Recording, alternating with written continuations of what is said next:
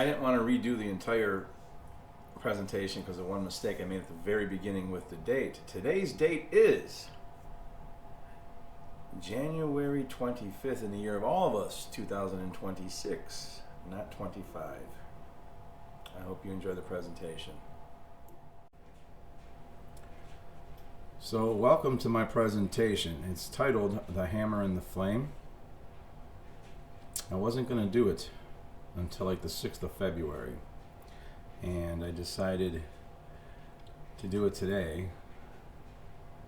It is Sunday, January 25th in the year of all of us, 2025. My name's Dan, and I'm an ex-order follower. I decided to do it today because we've got the frost giants attacking out here. Where I live, it's a blizzard. And with what I'm seeing, with the weaponization of law enforcement, the militarization of law enforcement, the blending of these two things, blind orders being followed, order followers not thinking for themselves, atrocities always being committed under the guise of some type of virtue. I felt like today would be a good day with what I woke up and seen in my news feed to go ahead and do this presentation for FUNL5. And I'm very grateful that Chris Jensen, Will Keller invited me to FUNL5. I'm very grateful and thankful for you, Will Keller, for doing the artwork for me. He did several different art pieces that will be in this presentation. And again, I'm very grateful. In 2022, he and John were the first ones to interview me after I became slightly, I don't even say known, but people started to say, hey, who's this guy? Because I had had a podcast for a few years. And April of 22, 411 information, I ended up doing an interview with none other than David Icke. And right after that, a bunch of things started happening, of course. I had my YouTube page was already under attack because I'd been posting truthful things since 2020, and that was the final straw. I got deplatformed. But Will and John had me on the Natural Freedom League, and they were the first ones to interview me. And again, I'm very grateful for that and all the interviews that I've done with people in the freedom community and the One Great Work Network, and which I'm happy to be a part of now. I woke up and seen all the stuff today and said, you know what? No, this is good. FUNL5, freedom under natural law.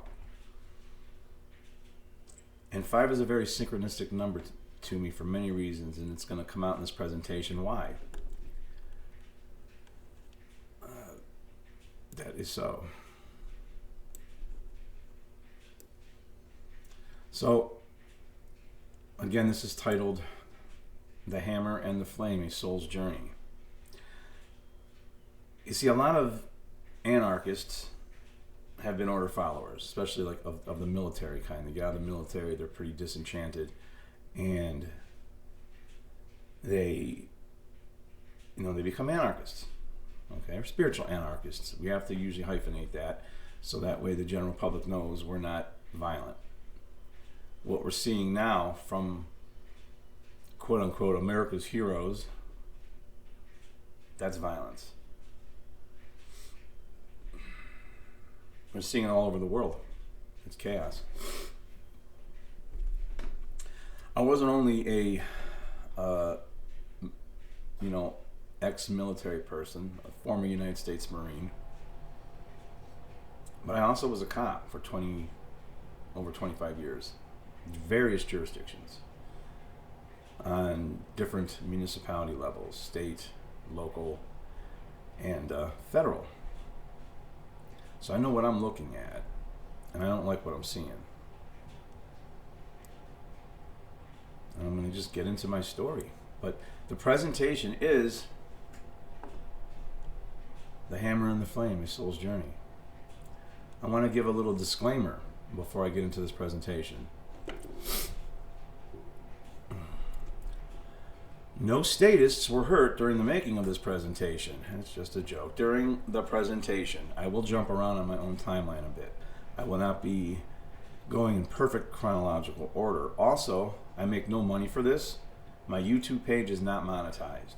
This presentation will have an almost mythic and most assuredly poetic and maybe even a slight romantic arc to it. Because life's not worth living if we don't have our imagination.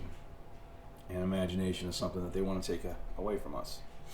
But my intention in this alignment, within a time frame required to complement our overall mission, which is unifying opposing forces, both internally and externally, in our war-torn world,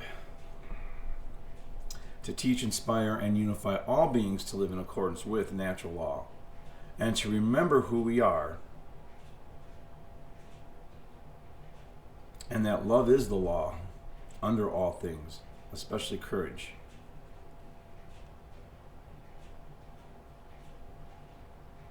Again, thank you, Will Keller, for your art. Chris Jensen for inviting me to this. It is an honor to be speaking at FUNL5. I'm going to open up my presentation with something poetic. And it's called The Thunder Rite of Completion and Reunion Return to Dog's Run. She is the veil and the flame, and I am the hammer and the flame. I return not to prove my courage, but to seal the rite I began beneath the harvest moon. I had walked 3 nights, heard the growl, seen the sentinel, and held Mjolnir aloft for the white light of the Most High. I was given the Emperor and the Hierophant, structure and sermon, protection and proclamation. She was born of the High Priestess, the Empress, mystery and creation, psychic fire and sovereign love. It was the 18th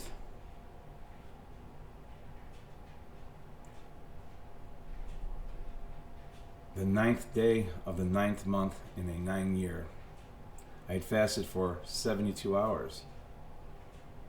Again, 7 plus 2 is 9. I returned for my 4th and 5th day. Again, another 9. Emperor and Hierophant I walk into the 9999 portal, and I did not falter. I didn't run from the growls or the howls. Hungry like the wolf, the white cat watched me from the shadows. The grove whistled thrice as I departed. Now I had returned to hear the 4th whistle. I did not fear my fate. I walked my post and observed everything within sight and hearing. I was the magician. I am the hammer. She is the flame.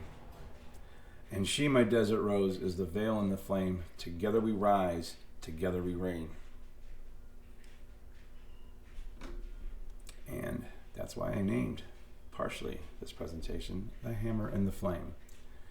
And with this snowstorm going nuts out here, and I jokingly say the frost giants are attacking,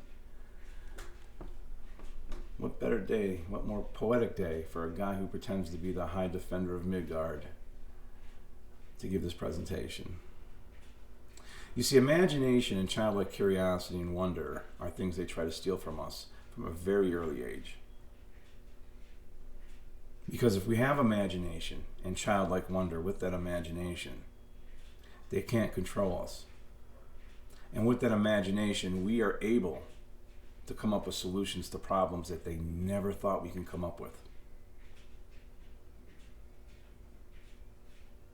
The key to unlock the solutions to the darkness this planet has fallen to is imagination, and to return to that childlike,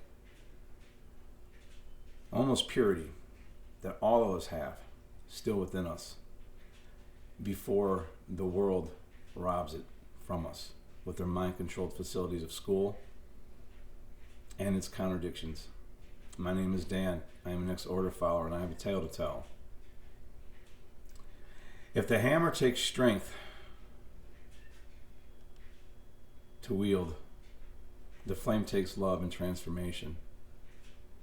As a cop, especially a federal cop in a medical facility, police and security services, I felt morally corrupt and spiritually bankrupt. I had to reforge myself. This meant overcoming the unhealthy coping mechanisms and addictions. I'm not happy with the way I dealt with my stress. I blame nobody. I don't even blame the stress. But I was smoking a pack and a half of cigarettes a day. I had an online porn addiction. I was drinking way too much. I was exercising. Even exercise, something healthy, could become unhealthy when you overdo it and don't give your body time to rest. I'm not really Thor. I wish I was. I don't know. Who knows? But with that said,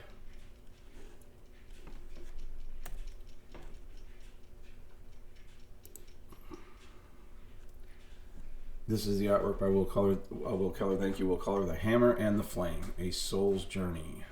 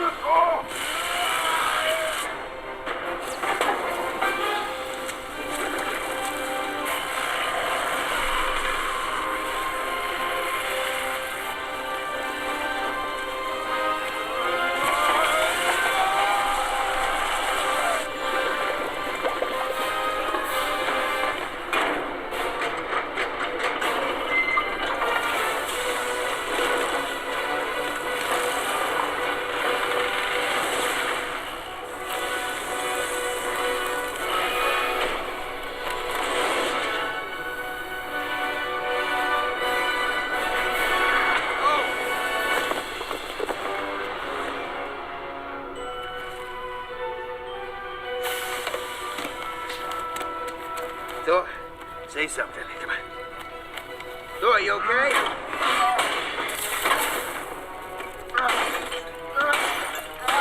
I think he's dying. He needs the axe. Where's the handle? Tree! Help me find the handle!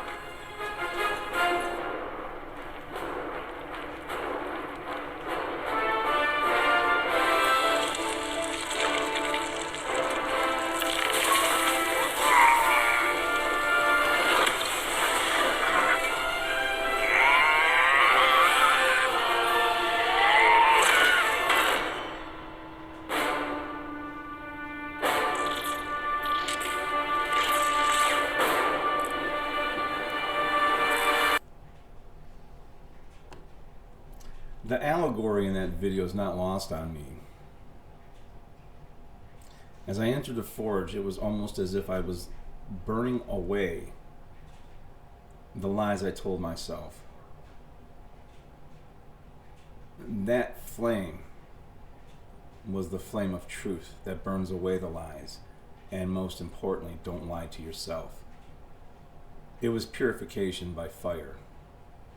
And not unlike that scene, nature came to my aid. Not a talking raccoon or a walking tree, but nature came to my aid. And we have to remember who we are. We have to remember nature.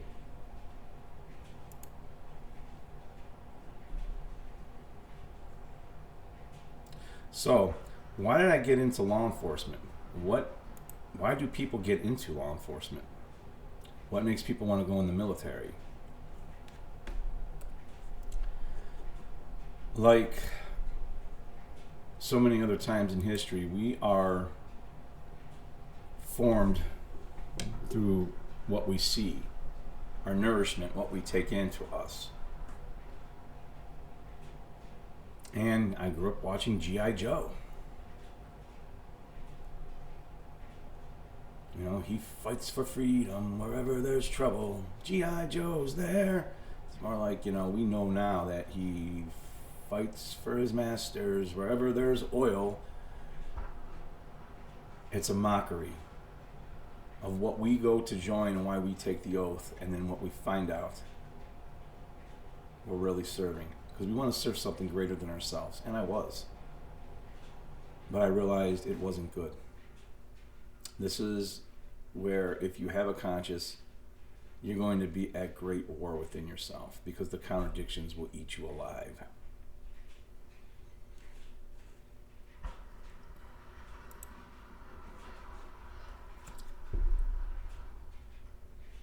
But in the 80s, we were in a post-Vietnam era. There was a lot of military operations going on in the world. And they wanted to glorify certain order-following jobs to get people, poor people, to volunteer to do them.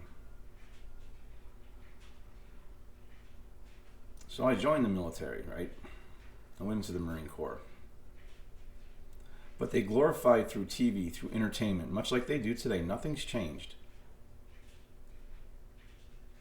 This was a poster from the United States Marine Corps back in the 80s. One of the most famous posters ever. Yeah, I want to be that guy. We just got done watching Johnny Rambo do all kinds of crazy stuff. Wow, I'm going to get like that? Yeah, think of a young man.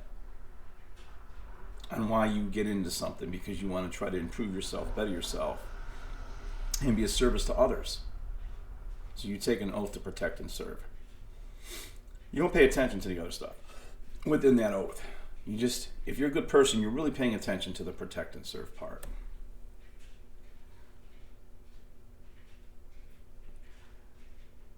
Police order following. It's made to look like it's such a virtuous thing on TV, even a humorous thing. And we can't help but always side with the underdog and the bad guys, or the good guys, I should say, right? The underdogs.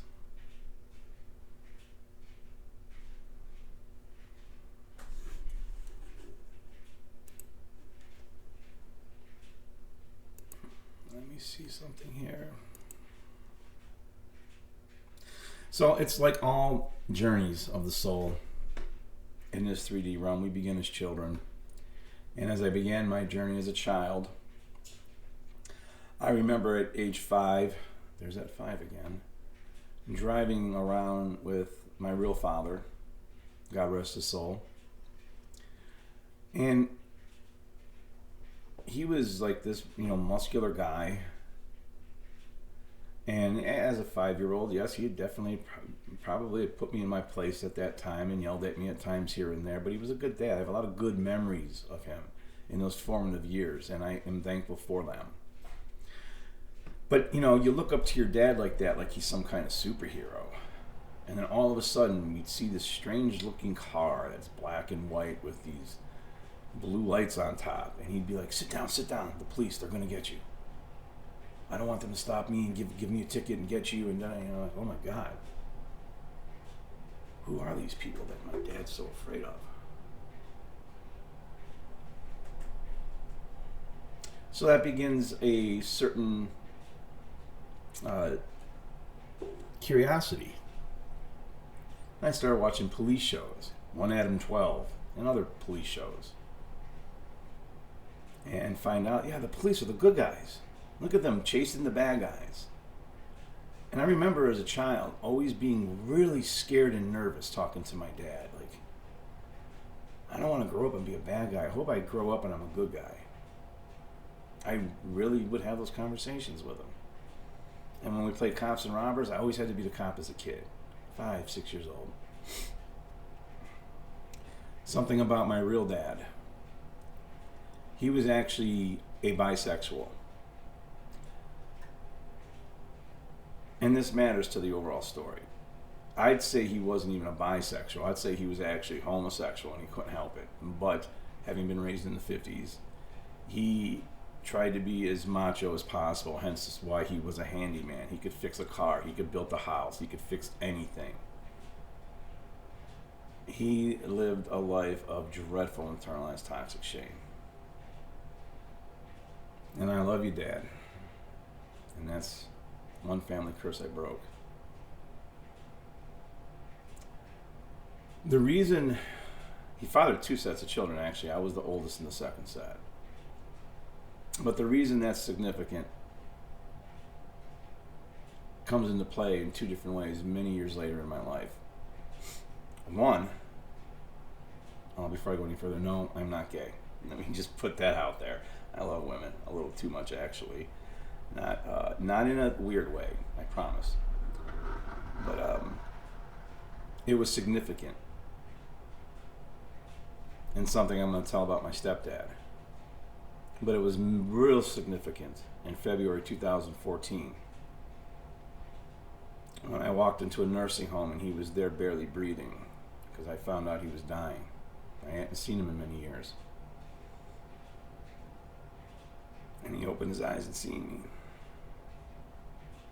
And he was like, "Oh, Danny." And I was crying. I couldn't help myself. I'm like, my God.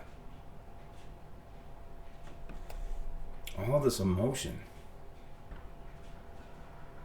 And it's like after I got out of the Marine Corps, he never hung out with me a whole lot. Like maybe I was just a real manly guy. He was ashamed of himself. I'm sitting there crying. Crying like a baby.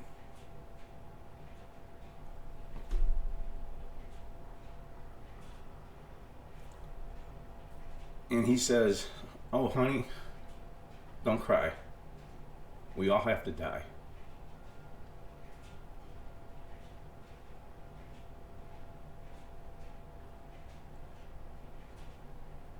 He was gay, huh? Those were the bravest words I ever heard up to that point. Here he was, consoling his child while he was dying.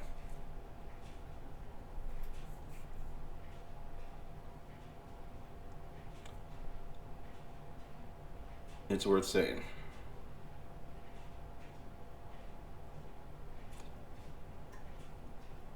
So when I was 6 years old, he and my mom separated for reasons I don't know and don't care.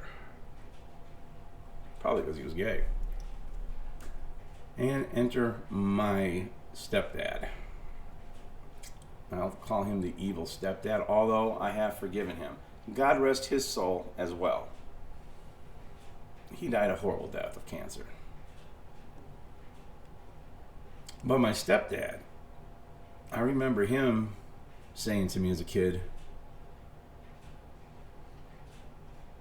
that your dad's a fag. He's gay. Now I'm 6 years old.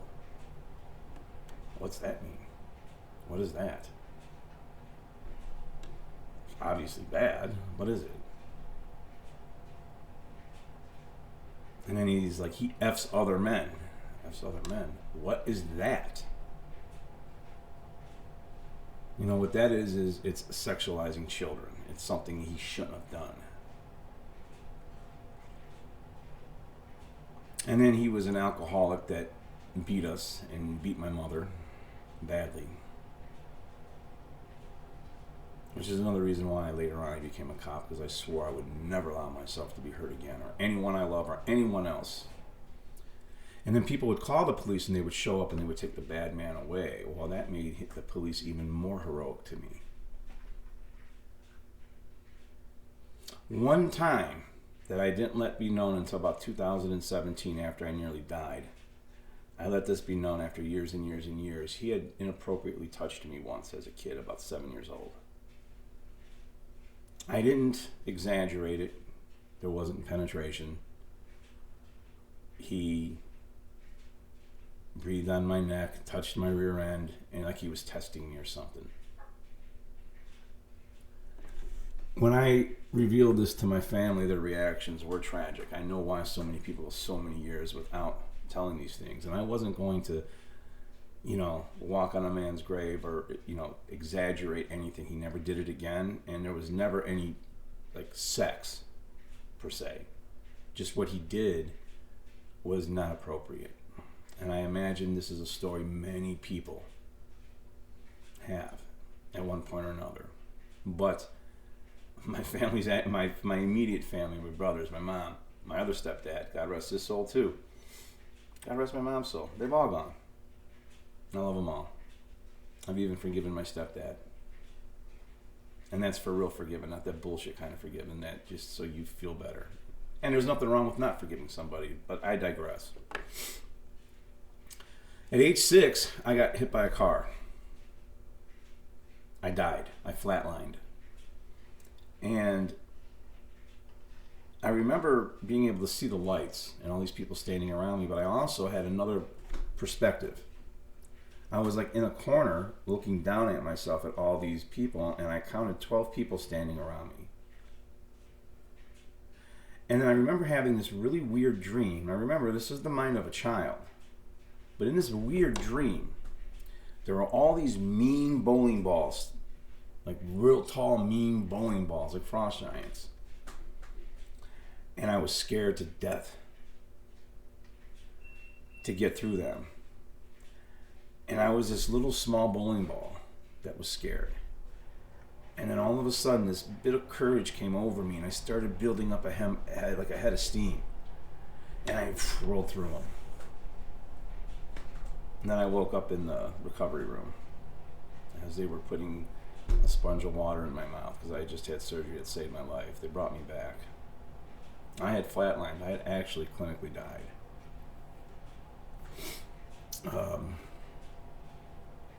It's important to the overall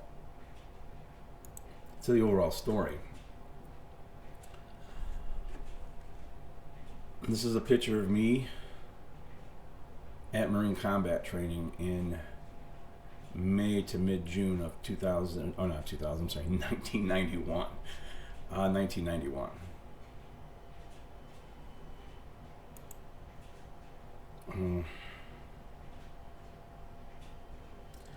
Some other basic info growing up. I grew up in an inner city, Cleveland. We jokingly call Cleveland Philadelphia's little brother. It's the same type of stuff. Very violent city, actually. Even Mike Tyson once said Cleveland doesn't get enough recognition, if that's what you want to call it, for how violent it is. Growing up, I had gotten stabbed. I had been messed with by bullies.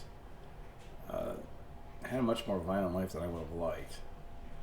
I always found myself sticking up for people. One time when I was in the 7th grade,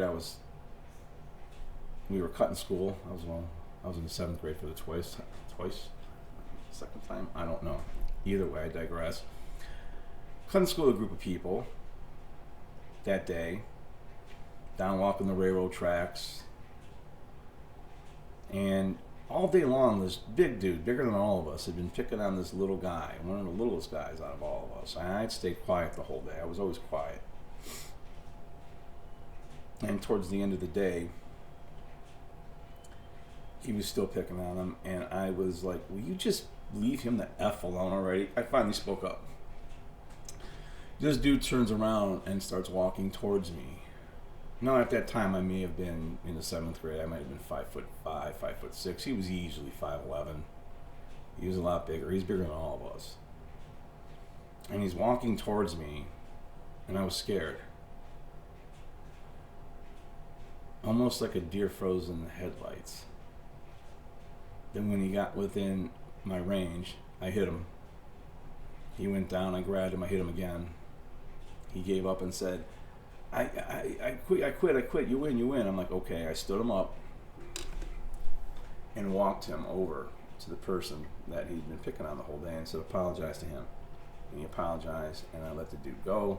He went off on his own, ashamed, whatever. He just got beat up by some small dude.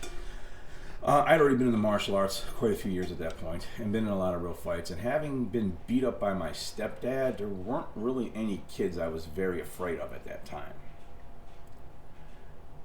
that I wouldn't actually stand up to, although fear always was a factor.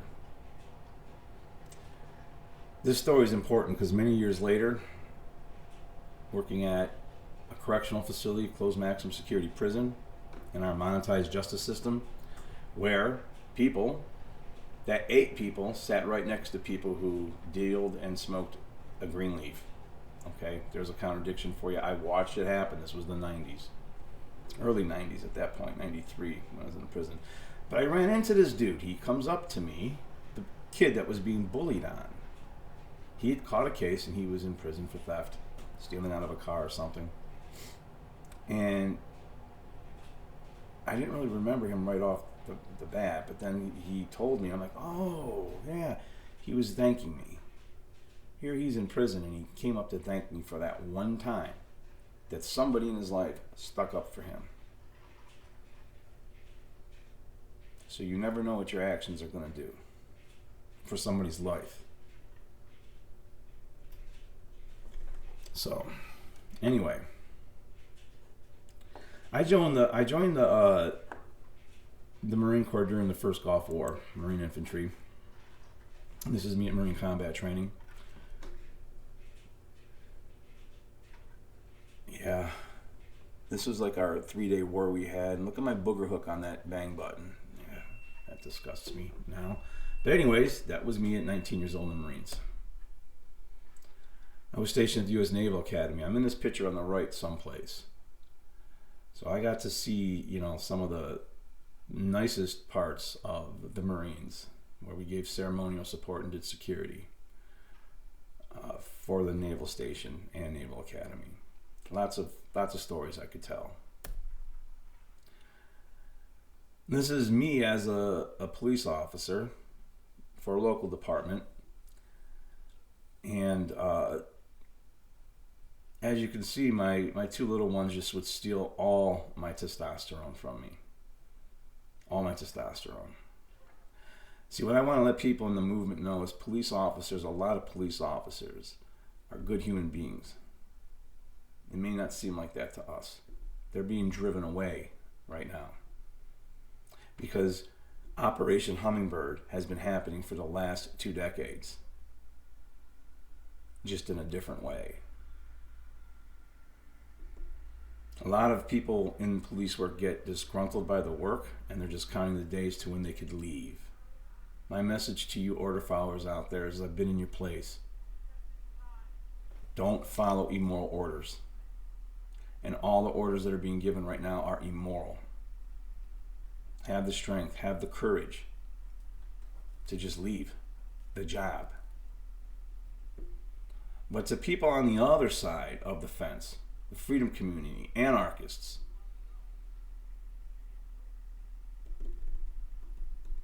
we are all still human. And here's a picture of me flexing right after saying all that cool stuff, being an egotistical maniac. I did have a light hand. I was light-handed as a cop. I didn't write a lot of tickets. It got me in trouble. Not real trouble, but it did endear me to my bosses. I once had one of them say, so are you too good to do the little stuff? All you want to do is the big stuff? Because my entire career, I'd only put 2 people in prison. They were both rapists. And I would be all about investigating things that to me were real crimes. That would actually be transgressions against natural law. I was enforcing natural law without even realizing it. I didn't want to mess with victimless crimes. So no, I wasn't too good to do the little stuff. I felt they were too good for me to be doing the little stuff. And I knew damn well when I got off duty, I don't want to be swearing in this, I knew very well when I got off duty that I would be speeding home at least 20 miles over the speed limit, if not more, to have some beer to deal with the aggravation of not only maybe some bad people I might have had to deal with that day, but the backstabbing and backbiting that goes on in this line of work. And anybody in it knows I'm telling the truth.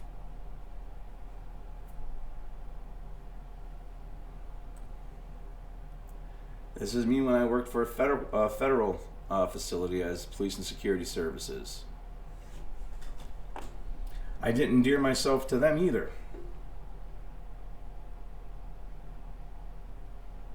I wanted to start certain investigations, and that they might not have looked good. So when I got hurt in the line of duty, they threw me under the bus. This is 2012, just to give some time frames here, because I am jumping around a little bit. My advice to order followers is to let you all know they will throw you under the bus. You don't mean nothing to them. Nothing.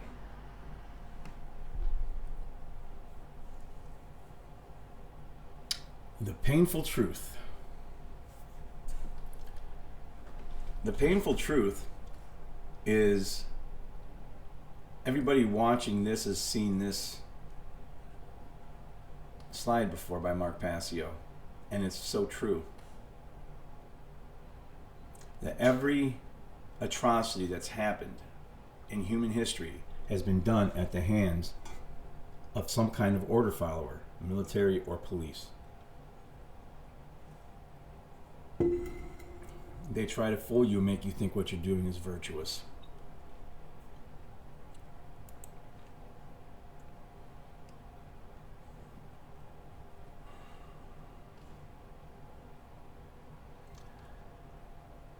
In 2015, I resigned from order filing. I was done. I didn't resign under stress of, under threat of being fired. I had good employee evaluation. I scored exceptionally the highest marks in community policing and training because I was a trainer. And I just met the basic bottom criteria to be just good enough and passable for enforcement and writing tickets and things of that nature. I didn't like that they took away our, what's the word? It's losing me right now. They didn't want us to have our law-given discretion to enforce certain laws or not enforce others. They wanted to tell us what we could and couldn't enforce against who and who we couldn't enforce it against. I no longer was feeling like a police officer, having been in the military also, who served something greater than myself. I literally felt like I was on the brute squad from The Princess Bride. So 2015, I resigned on my own accord. During this time, I was still having problems on and off with porn. The other things, I was still smoking, I was still drinking. All that was going to change soon. In 2017, I nearly died again. All the years of carrying an 80-pound backpack, all the years of wearing a 22 to 25-pound duty belt had really pretty much destroyed my back. I was 265, 270 pounds. Very out of shape, and I went in to get a back shot, and the solution to my problem ended up being worse than the problem because I was paralyzed from the waist down. I couldn't walk. I couldn't ambulate. They had me on steroids, muscle relaxers, opioids, Dilaudid, every 3 to 4 hours, Dilaudid. I was in the hospital for 8 days. During that time, my breath was giving out on me. My respiratory system was starting to shut down from all that stuff because it depresses the respiratory system. So like I could feel I was very weak. I could feel my lungs just not able to breathe. And I was going to die. And I had to accept I was going to die. And I was 46 years old at the time. And I remember thinking to myself, wow, the last 40 years have gone by quick because I had died when I was 6. And now I was on my deathbed again. And all these thoughts kept coming to me. These thoughts like, I regretted all the pettiness, all the petty arguments, all the petty fighting. I want you to think, 5 of Wands energy if you know anything about the tarot. Petty ego-driven arguments. Chasing my ego identifying with what I did. And then when I wasn't able to do it, ego identifying that I couldn't do it years earlier.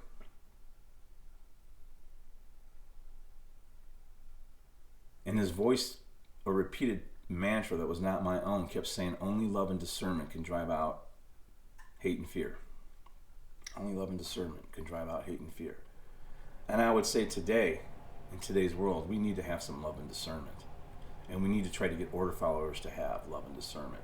I remember telling a young man this back in 2020, very conscious spiritual young man this, and he asked me, did you ever regret love? And I told him, no, I regretted not loving more.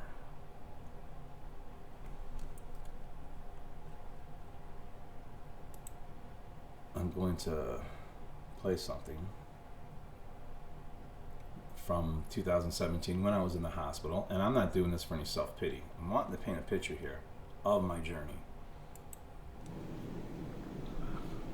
So I got a heating blanket underneath this fucker, and got a TENS unit on to get this shit working. There's my, I guess it's my IV for all my fucking pain meds. Important part this time of day is those little bars back here. Gotta grab these fuckers. Gotta pull myself up. Wait a minute.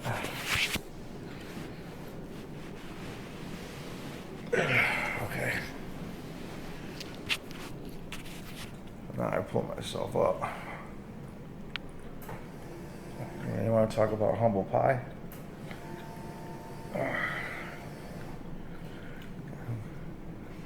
Go from running a 7-minute mile and being able to kick someone in the head to I can't fucking walk. That's okay. I'm drawing breath, and it's Mother's Day. And it's my birthday, so ouch. We'll get this going. Gotta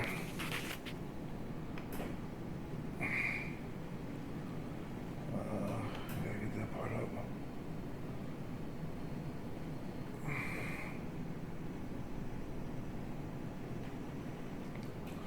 Yeah, so it's like the last couple of days is it's the morning that gets hard. You gotta get this shit moving. Get back on track with this stuff. And Triple H can do it with, what was that song? It's a Beautiful Day. I guess I gotta start playing that song and see if I can do it too. Alright, man. Peace. Okay. There we go. Let's turn that off. So, moving along, that 2017 nearly dying changed my life. Many spiritual and supernatural things started occurring. Things that I now call simply natural as I'm beginning to understand them better. In 2018, I was praying, meditating, and I decided to re-enter the fray, so to speak. And in the prayer I said to the God Most High, I don't belong to any religious, like, if it's within your will, let me go back to police work. Let me see if I can do more work, do better. Like, can I just do more better? Can I police more better? Kind of like with voting. If I can just vote more harder, I can make a difference. So in December 2018, I got sworn back in. In 2019, January, I worked 2 shifts in a 36-hour period on a Lake Erie Island in a small police department. Then I went on a sabbatical journey in March of 2019, and I read the Kabbalion. I came across Hermetic Principles.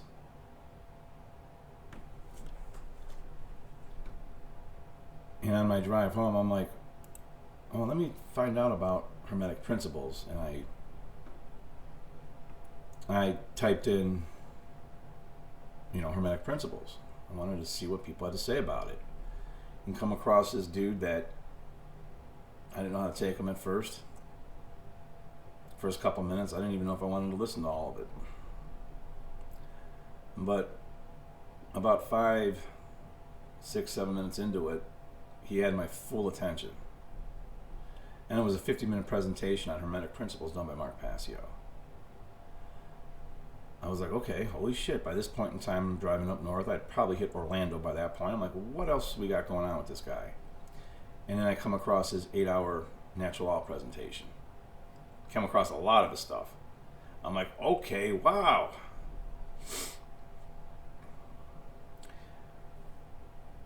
There's a Gnostic text where Jesus says, when you start to seek, don't stop until you find. Upon finding, you will be, I don't know that the exact wording, you will be distraught. Upon being distraught, you will be amazed and then become a master of the universe. Like you will be disturbed, not distraught. So don't stop seeking until you find. Upon finding, you will be disturbed. After being disturbed, you'll be astonished, and then a master of the universe. 2018, I wanted to find and marry up the colloquial version of religion with science. Didn't take very long. A few months later, I ran into Mark's work. Something that's another synchronicity, because they just don't stop happening in my life. They don't.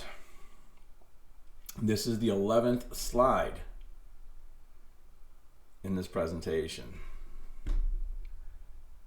The Justice card, 11 enumerates to the Justice card. As I begin to talk about running into Mark Passio's work, that's a kind of a synchronicity. And this is where I had to step outside my comfort zone. This is where I decided, okay, I am going to go. I'm actually sorry. This is the 11th card right here. This is the 11th card. This is the 11th slide. I decided to step outside my comfort zone. This guy's work I'd run into in March of that year, September of that year, I was shaking his hand at an event called Anarchadelphia. I'd be lying if I said I wasn't nervous going to an anarchistic event. By this point in time, I already highly identified as an anarchist, as a spiritual anarchist. But I needed to go meet this guy because it was thanks to him that I didn't go into police work. I didn't go back. I never went back. I was still had a commission being held. I never went back and actively worked. The commission was up the following year. I'll have a story about that too. But I remember before going to Anarchadelphia, coming across one of his shows called Cosmic Abandonment. And that's when I, still not wanting to be in that job, having left that job because of the contradictions, I still was in a state of cognizant dissonance for about a day after hearing Cosmic Abandonment. This might have been maybe in April, May of that year. At the time, Mark had been doing this type of work for 10 to 12 years. And I remember him saying in that presentation that he had only ever had 2 police officers ever email him to tell him that they stopped their job because of him. Well, Mark, thank you for bringing me on the One Great Work Network, and I want to tell you that if you haven't heard from any other police officers, I can tell you for sure that that number has now risen to 3. Because I didn't go back. And I wanted to shake this guy's hand. I had done the self-help stuff and all the woo-woo, what I now know to be satanic self-help community. At what I was saying about it, a little bit into it, was, wow, this is the self-help community. They're helping themselves, making money in cash, hand over fist. See, I had issues I needed to deal with, and I wasn't going to psychologists around my area for a very good reason. And you can read one of my books to find some of this stuff out. I'll plug that at the end. I was very nervous going to Anarchadelphia, just to be honest. I already knew about the non-aggression principle. I just still wasn't sure if everybody had got the memo. Because as soon as I got there, I didn't let it be a secret that I was an ex-cop. And boy, what was I expecting. And you know, there were a few creatures of the night that did show up. Like that Saturday night. They didn't stay very long. Because the level of consciousness was just too high. People think of anarchy, and this is what they think of. I didn't know what I was going into. I was scared. I was nervous. but I had to step out of my comfort zone and have courage. And little did I know, I didn't run into this. I ran into this.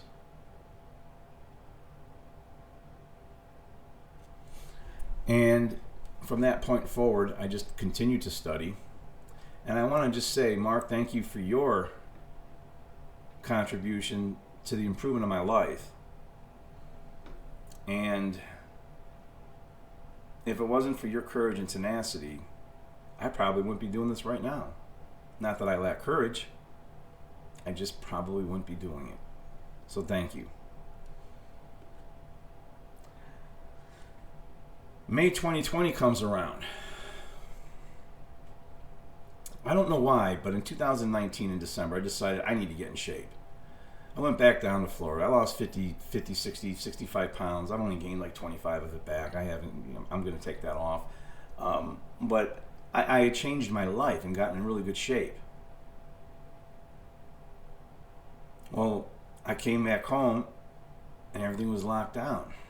The whole world had worked together in tandem to put diapers on all our faces and to put us in our homes. Every government of the world. This was strengthening my resolve.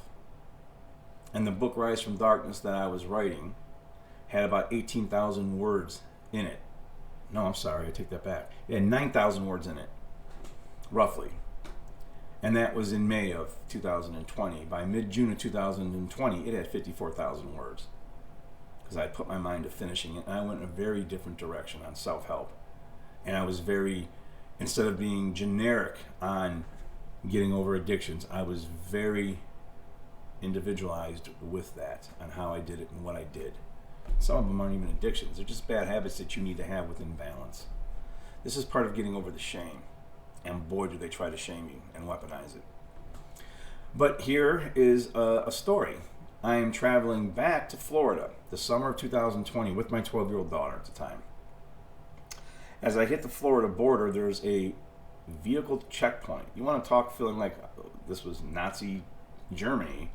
It was very surreal to me. There's no way to get around it. And you had the state police, you had the health department, all this stuff. They funnel you right into this checkpoint. And I look over at the dude, and he asks for my ID. And this wasn't a cop. This was a civilian, person for, I guess, the health department.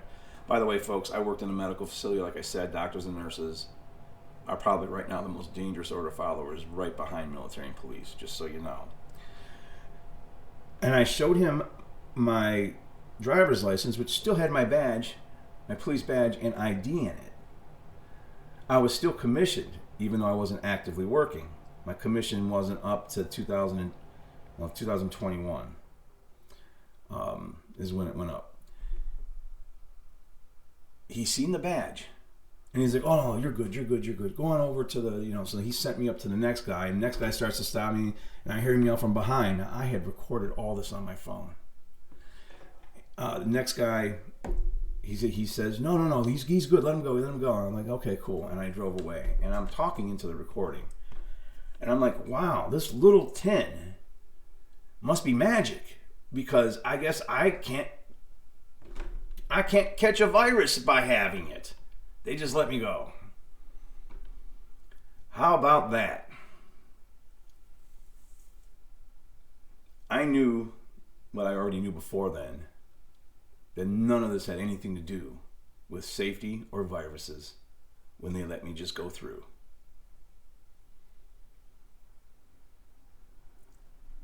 Make sure you back up your work. I know better. As a cop, as knowing the laws of evidence, as all this stuff. I hadn't saved that quickly enough.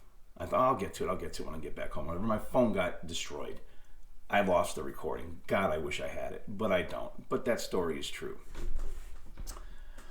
Later on in 2020, just to continue talking about some of the crazy stuff that I have,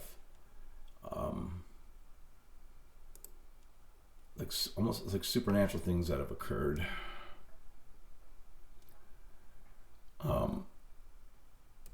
I'll get to that. That's me when I was 21 years old in the Marine Corps.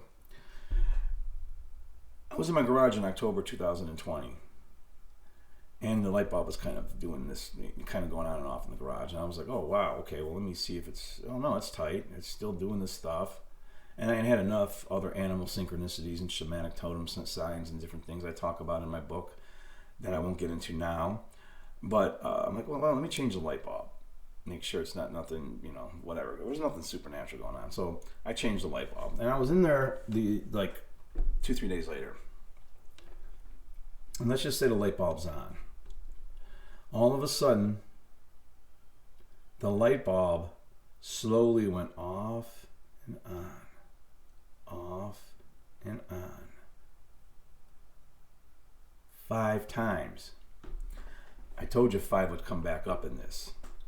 And I got goosebumps, and I said, okay, I'm not afraid. Whoever you are, whatever you are, what do you want me to do? And of course there was no answer, and then the light was just on. That wasn't some figment of my imagination, nor was it a bad light bulb. One of many, many synchronicities that would come to pass. Supernatural synchronicities, okay? In October 2021, a year later, hadn't even thought about any of this stuff. Just doing my thing. 2021, I published my book, Rise from Darkness. Who are they? At the time, I was really asking a question. Now I have a much better idea on who they are. I went to a very gifted psychic who blew my mind. He didn't use the cards. He just took down my name and my date of birth. And he looked at me and he said, Daniel in the Lion's Den. He's like, don't be afraid. They're going to know you're a friend. Like, okay. He's like, between now and your birthday, look for a surprise. There's going to be a surprise. Chance of a lifetime for you. So be looking for a surprise between now and your birthday. Your grandfather, Anthony, he said my grandfather's name, who's long been passed. He God rest his soul, passed in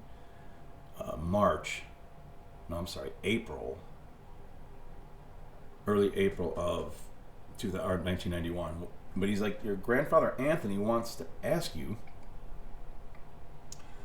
about the Marine Corps. And I was like, holy cow. Well, how do you know my grandfather's name? And how? Well, my grandfather died when I was on the rifle range in the Marine Corps. And the day he died, I shot company high out of 500 Marines. Then he told me some stuff about my brother. He mentioned my brother's name. The guy blew my mind. And he said, I know you got some budding gifts. I know you got gifts. I don't know why I know what I know. I just know I'm not of this world. Is what he said to me.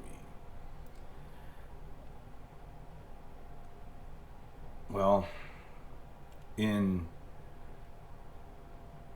I want to say March of 2022, I checked my spam folder and I had a returned mail from Gamilla Ike, David Icke's daughter.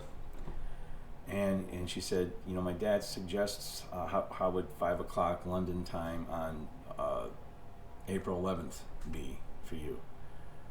And I was like, this is David Icke, whatever time he wants. Yeah, I'll talk to him. And the funny thing about having this conversation with him is I wasn't starstruck longer than maybe a minute or 2 minutes talking to him. And it was just 2 guys having a conversation about freedom and what's happening in the world. So thank you, Mr. Icke, for everything you've done. I mean, there's people that have given me courage that you're the one who influenced them. So thank you.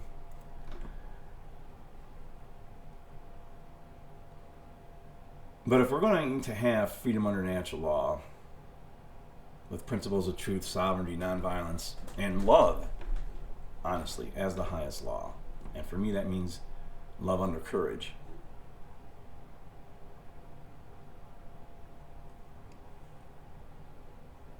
we're all going to have to be able to speak out. And what I'm getting to is if I can rise from my own darkness, improve my life, change and help others and go from being what I would call lunatic to a spiritual anarchist, unfortunately it has to be hyphenated. Then I think anybody can make changes and do this. Believe me, there was nobody more militant and crazy than me. Always had a good sense of humor, was always lightheaded. But guys, and I'm speaking to my military and to my cop friends, if I can leave this line of work because of the disillusioned BS that we're seeing, I didn't swear an oath for the shit that's going on now. My oath was to protect and serve, not the Constitution. I have stretched that oath out to protect and serve all of humanity.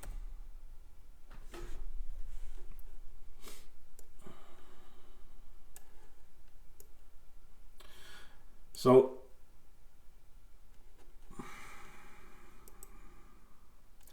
this isn't romance.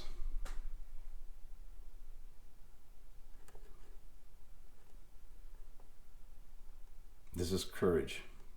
And remember, opposites are not enemies. They got a war of opposites going on. They want men and women fighting. Opposites aren't enemies. They are merely halves of a forgotten whole. Every person in attendance, every person listening to this has their own hammer and their own flame. Whatever it is, now is the time to ignite it. This isn't romance, this is agape. This is cosmic engineering. Natural law is the spine of our mission. And I'm not talking about only the rules of morality, but also the physics of the soul.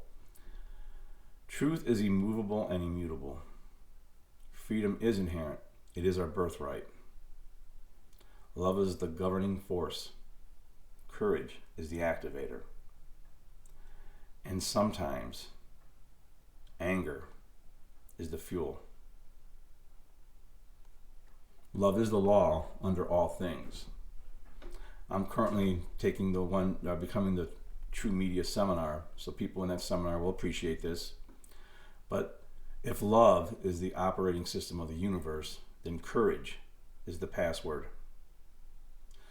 So we have to move forward now, not as soldiers, not even as adults in our imagination. We need to put our big boy and big girl pants on, but we need to remember that inner child that we have, that imagination, that child that we heal, but still keep the imagination so we can solve problems. Because children hold pure life force, unfragmented consciousness, unbroken imagination, untapped energy. Their minds aren't fully sealed yet. Their nervous systems are still open portals. This is why these evil pieces of trash target our children. This is who we're ultimately fighting for.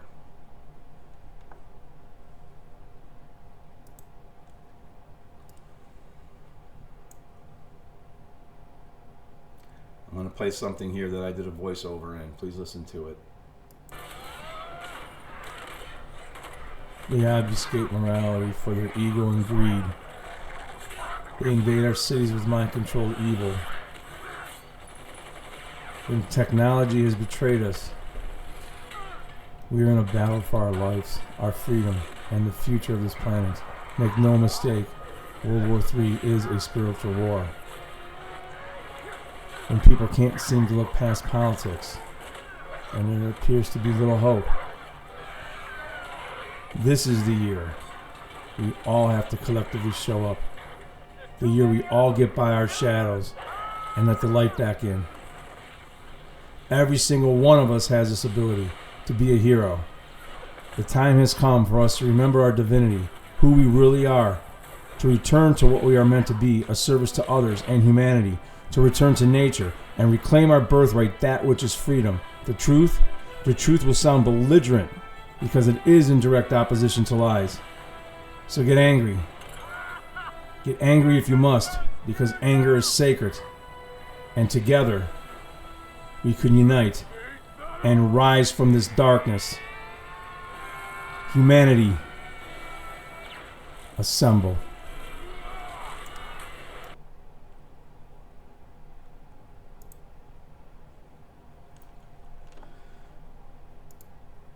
That speaks for itself for me.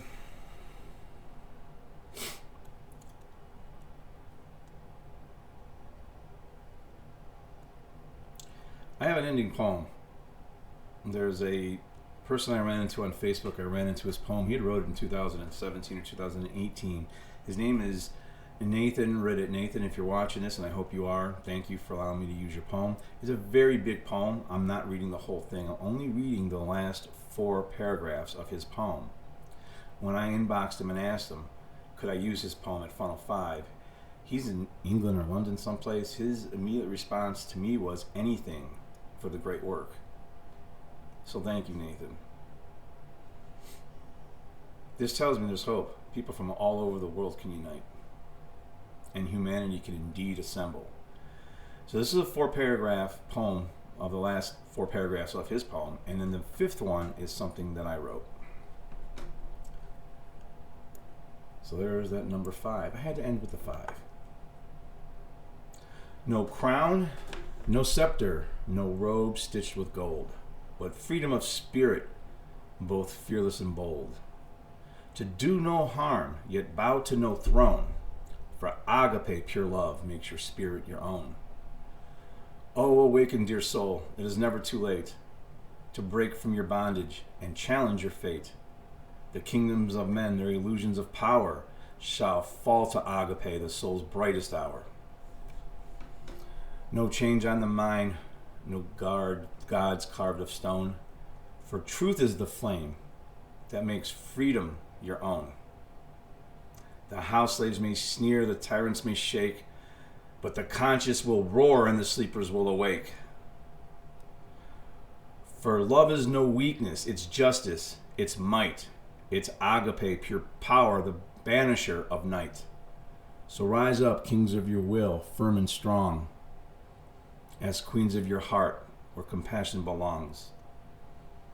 No master above, no slave shall remain.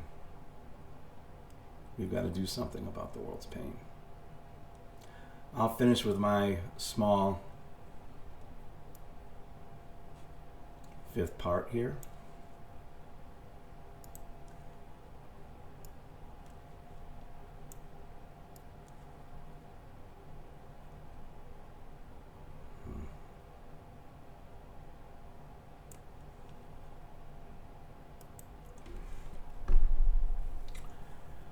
God, Lord of spirits in the sea of lights, I am very sorry for all my internal fights. I promise to be the very best man I can be. Just please bring my special friend back to me.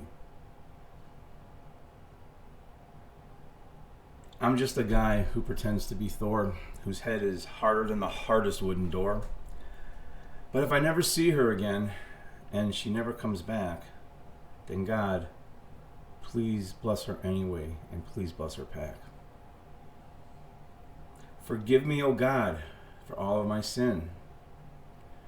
You see, I did not stop fighting until I could finally win. I would never speak out for clout or for fame, but this is my story of the hammer and the flame. I want to thank everybody who took the time to listen to this. My work can be found, the majority of it can be found right here on YouTube. My server isn't up, so I don't have a web page, but the majority of my work is YouTube's letting it stay up now, and I'm careful how I speak. I've learned since 2020. I'm also at the One Great Work Network. I'm open to doing interviews with anybody this year. So if you're interested, hit me up. I also have a radio show every Thursday at 9 o'clock on Revolution.Radio, Coffee Morning Rants with Dan, and I do rant sometimes. They might not be as legendary as Mark's, but they're getting worse and worse. No shade, Mark. I love everything you do, man. I wrote a book called Violence and Ego, Understanding the Functional Principles of Self-Defense. This is for any level, and I never thought it would have so much relevance today. And with my second book, Rise from Darkness, Who Are They? And with that said, I want to thank everybody, and prayers for our world, man. Everybody stay safe. Peace out.